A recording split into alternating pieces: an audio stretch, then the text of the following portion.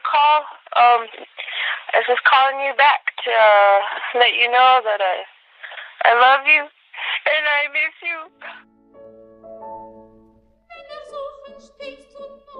Oi, você já se apaixonou? Ou melhor, você já foi amado? Por mais que não pareça, a gente pensa que estar apaixonado necessariamente pode ser amor, mas em muitos casos não é. Inclusive, é muito comum nos apaixonarmos justamente pela falta de amor, e talvez o excesso de demonstrações seja a ausência disso.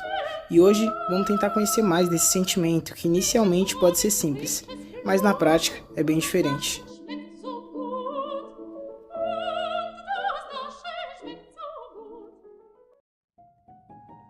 A gente é cercado de amor, e não tô falando do romântico que possa existir entre duas pessoas, mas sim do amor de certo modo platônico, só que no sentido bom.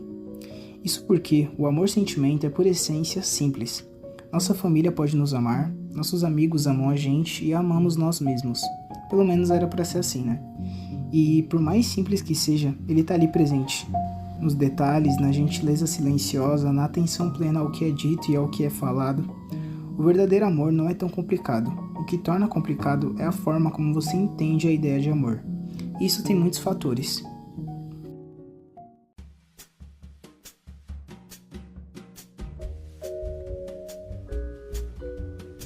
A real é que, talvez a gente entenda isso errado a vida toda. A gente cresce vendo novelas cheias de drama, reviravoltas, idas e vindas, ao mesmo tempo livros que te transportam para um mundo encantado com príncipes e princesas, onde o encanto torna cada capítulo mágico, e que o Felizes para Sempre convence de que nada surgirá depois daquilo. Músicas que na sua maioria vemos um relato de alguém que foi refém de um sentimento não correspondido ou totalmente idealizado, e que torna cada verso uma confissão de um coração partido e um ego ferido. E até no nosso convívio, ele sendo distorcido e apresentado grande parte das vezes como uma luta diária para mantê-lo vivo. Isso torna o que era para ele ser, que é algo equivalente, sereno, presente, cultivado pelo compromisso, em uma dependência onde o amor vira dor, onde você precisa desvendar e ter cuidado com cada passo, onde o medo está em perder, ou seja, sem segurança, sem estabilidade e, na sua maioria, sem presença.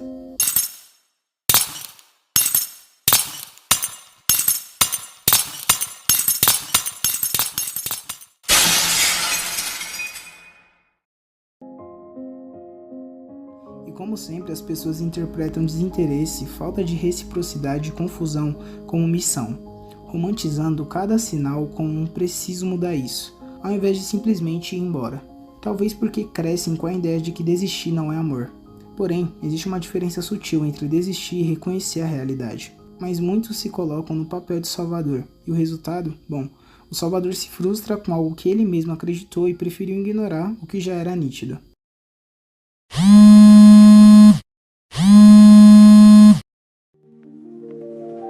Mencionei como tornar um sentimento genuíno em produto comercial, e acham mesmo que seria diferente nas redes sociais?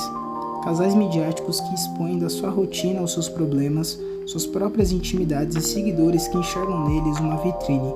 E o problema está justamente nisso. Algo que é importante lembrar é que rede social não é vida real. Hoje, as redes servem como um manual do que aceitar e o que não aceitar dentro de um relacionamento, onde o seu amor é medido com base em quantas vezes você posta sobre quem está com você, como a vida real tem se tornado uma distração, e não o contrário. Isso é muito louco, né? Porque é comum que esse tipo de relação, até quando chega ao fim, se torna conteúdo. Seja com uma remoção de aliança na biografia ou só um republicado tendencioso. Em paralelo a isso, seguidores pegam experiências de outras pessoas que passaram por outras circunstâncias, outras situações e lidaram de um jeito totalmente diferente pelo qual esse seguidor agiria, e torna essas vivências totalmente individuais em modelos para sua própria vida. E não para por aí, já que a intimidade da conexão, que era para ser pessoal, se torna do pessoal. Com essas pequenas atitudes e toda essa bagunça, muitos confundem relacionamento com falta de liberdade, cuidado com controle e insegurança com segurança. Sendo que estar em um relacionamento não é perder liberdade, e sim escolher estar e honrar aquilo, não por obrigação ou aprovação, mas por escolha própria. Até porque relacionamento não é condicionamento, mas escolha consciente. E pensa comigo, se o que você enxerga como amor é baseado em controle e omissão, isso na verdade é falta de amor. A verdade é que confundem estar com alguém e ser o mesmo que perder a si mesmo. e deixar de ser quem você é, se anular e se tornar uma projeção de quem está com você. E isso acontece muito, tá?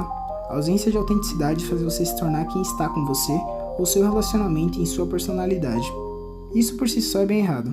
Crer que alguém pertence a você por simplesmente estarem comprometidos e dividirem sentimentos um pelo outro é imaturidade e vaidade disfarçada de afeto.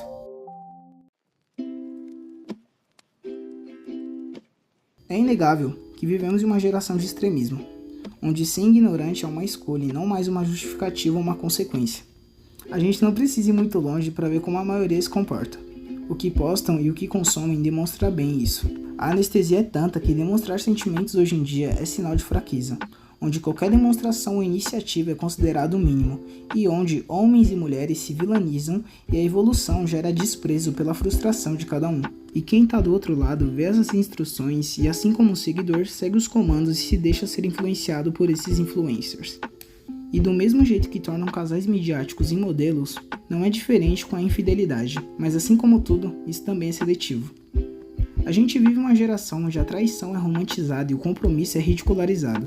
E é através disso que enxergam o amor não como um encontro, mas como um ensaio, uma performance não enraizada, mas por conveniência. É comum começarem a conhecer alguém já com a pressão de ser algo, e através dessa mesma pressão assumem um compromisso, mas sem querer se comprometer. Isso em pouco tempo de contato. O resultado? Começos intensos e términos mais ainda, divórcios sendo cada vez mais comuns e em casos mais graves a gente vê na mídia pessoas pondo fim em outras. Tudo em nome do amor, ou melhor, do que acreditam ser amor. E a responsabilidade disso tudo é de quem se colocou à disposição dessas situações. Mas o desespero para sentir algo, para ser validado ou aceito, mesmo que se molde através disso, é tanto que acabam se tornando reféns do próprio impulso.